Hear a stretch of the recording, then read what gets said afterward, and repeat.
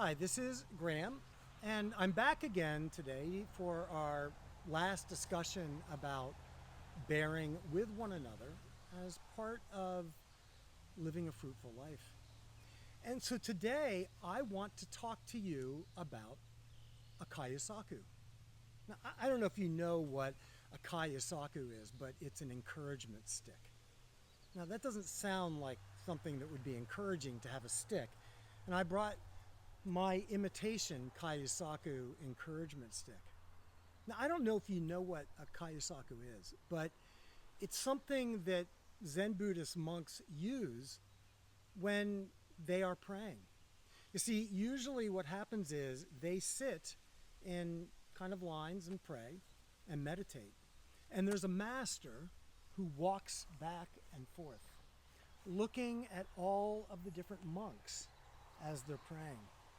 Now, the monks have learned to sit up straight and to breathe in a particular way, to sit in a particular way, and the master watches them. And if he notices one of the disciples slouching, he takes his Caillou Saku and thwack, hits him on the back. Now, that's an encouragement stick. Now, you have to be thinking to yourself, no, that's abusive. But actually, if you know what a Caillou Saku does, is the master doesn't just hit the person with the stick to actually get them to sit up straight, but the master is actually skilled with precision to actually hit the muscle that has gotten fatigued, so that in that smack, it's like a certain pressure release, which actually helps the disciple to sit up and to continue focusing in the prayer. So, what does this have to do with bearing with one another? Because it really sounds like what I'm doing is I'm saying we need to abuse each other to bear with one another. That's actually not the case. What I am really focusing in on is sometimes bearing with another person means being gentle with that person, of being compassionate, of being loving, of being just gentle with the person. But sometimes bearing with another means being firm with that person, of doing things that you don't want to do that are actually there to help lift the other person up. And sometimes it can be both, it can mean both being firm and gentle at the same time. See, in our culture, we're so used to people either being gentle, the person who's just so loving and is always lifting others up, or we're used to people being firm, people who are just kind of angry about things, always criticizing everything, always criticizing people around them, always saying, in essence, the criticism will continue until morale improves. We're so used to being either or that we don't realize that to bear with another person means sometimes being gently firm and sometimes being firmly gentle. So, for example, if we're going to help someone with a drinking problem, it doesn't help to just be gentle. Sometimes we actually have to be firm and let them know not only that their drinking is a problem, but how it affects me. But if I do it angrily or I do it in a way that's just critical, that person's not going to change.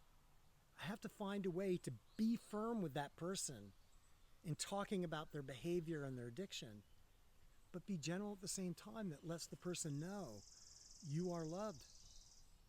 And when we're working with someone who has suffered trauma, we have to learn how to be gentle with how we deal with them, but also firm in pushing them to move forward, to let go of the pain and the past, and to be able to face a future where there is some level of hope and possibility. That's the struggle. We have to be firm and gentle. Let me close with two stories that may capture this. The first one has to do with a dog we used to own named Hobbs. Hobbs was a wonderful dog.